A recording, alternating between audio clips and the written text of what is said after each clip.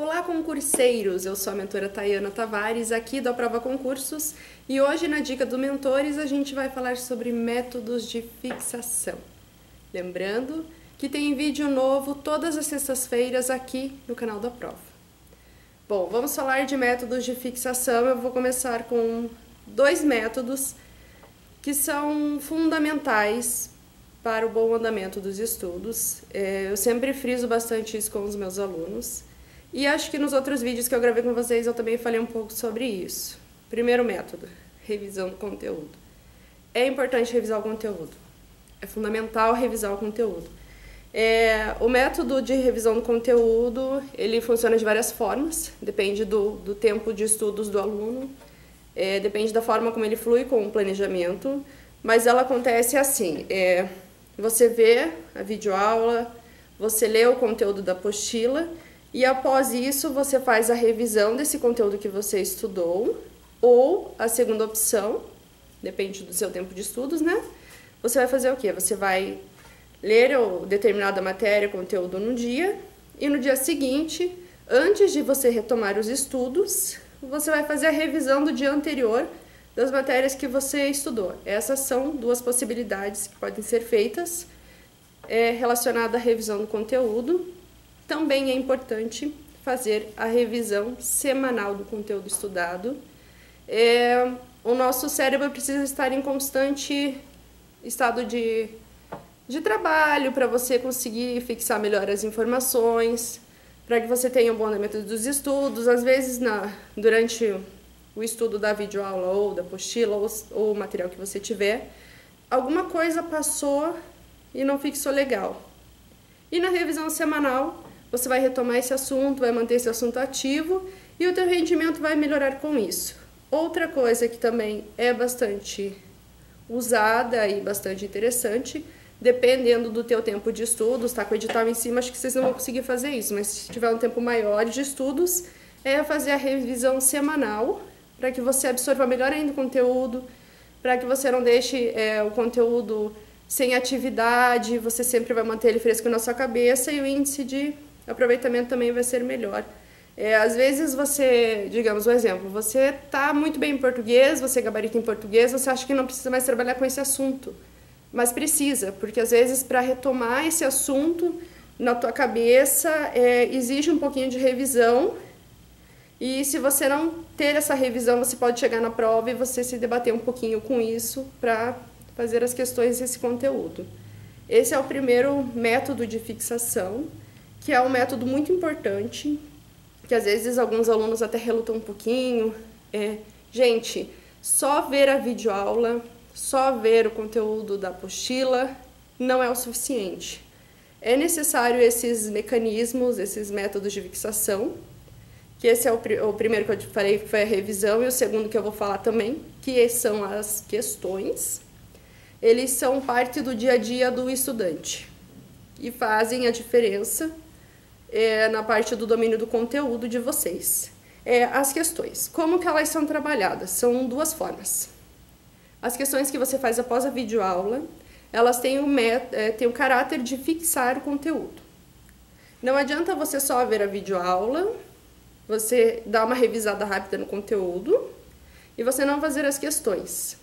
As questões, elas vão, te ambientar a banca, que também é importante, né? Pegar o raciocínio da banca e fixar o conteúdo.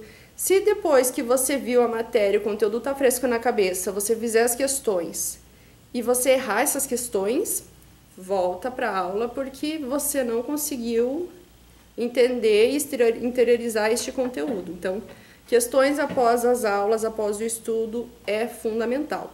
As questões também têm uma outra função muito importante, que elas servem também para você ver o seu nível real de absorção do conteúdo. Mas elas não são feitas como essas formas de fixação após a aula. O simulado, ele deve ser feito uma vez por semana, um dia que seja feito só para o simulado, sempre aconselho fazer sábado ou domingo, e aí você vai ter o teu nível real de absorção do conteúdo, e através disso você pode ver os seus pontos fracos, onde você está errando, se o erro foi porque você realmente não sabe o conteúdo, se precisa melhorar nesse aspecto, ou porque você estava muito aéreo, às vezes você está disperso. Então você consegue perceber esses detalhes e ver aonde você precisa melhorar, para que no dia da prova você não se bata muito com isso. Então, revisão e questões são fundamentais para que você tenha um bom desenvolvimento com os estudos. O terceiro método de fixação, ele é usado para quando você tem dificuldade em gravar determinados assuntos, por exemplo, leis, ou assuntos que requerem decoreba mesmo. Esse é o método da palavra-chave ou acrônimos, que são siglas criadas por você mesmo para que você entenda aquele determinado conteúdo. Você pode usar para leis, para alguns esquemas, como eu já falei, e você mesmo cria essa palavra. Porque quando você cria, você vai remeter isso no assunto, você vai ler aquela questão, você vai lembrar desse acrônimo e vai já puxar o assunto vai ser bem tranquilo para você. O quarto método de fixação é o resumo. Tem gente que fixa melhor escrevendo, e isso é uma forma muito boa, realmente bastante eficaz. O resumo é quando você põe no papel as principais ideias ou pontos principais dos estudos. O resumo também é uma forma de fazer a revisão. Tem gente que prefere, você coloca no papel, faz um resuminho, faz um textinho depois da aula do que você aprendeu do conteúdo, ou quando você tem dificuldade de expor esse conteúdo, de fixar uma dificuldade com português, com leis, você faz o resumo, explica onde se aplica, como se aplica, os exemplos, e essa é uma forma de fixação muito boa. A quinta forma, o quinto método de fixação que eu vou mostrar para vocês hoje, são os mapas mentais.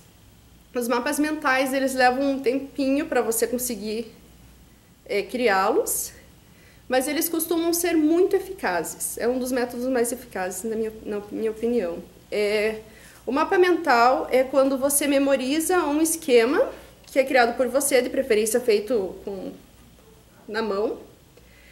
Você vai criar, através de símbolos, palavras, desenhos, algo determinado que te lembre do conteúdo que você precisa fixar.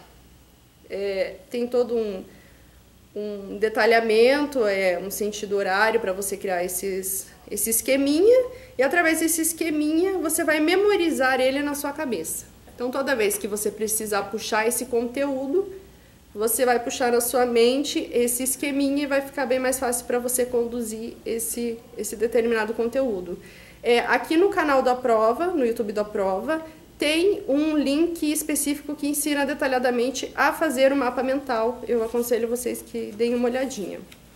O último método de fixação que eu vou falar para vocês hoje é o meu método favorito, eu sempre passo para os alunos. Eu acho que ele costuma ser eficaz com todas as disciplinas, que é o método de autoexplicação, que eu chamo carinhosamente de amigo fantasma. Esse método, você vai falar para você mesmo o que você está aprendendo em relação ao conteúdo. Digamos, um exemplo. Você tem dificuldade com leis e você não está conseguindo fixar bem o conteúdo, e as matérias de direito, de leis, de decretos, elas são importantes, geralmente é o conteúdo específico, então é bom que você domine esse conteúdo.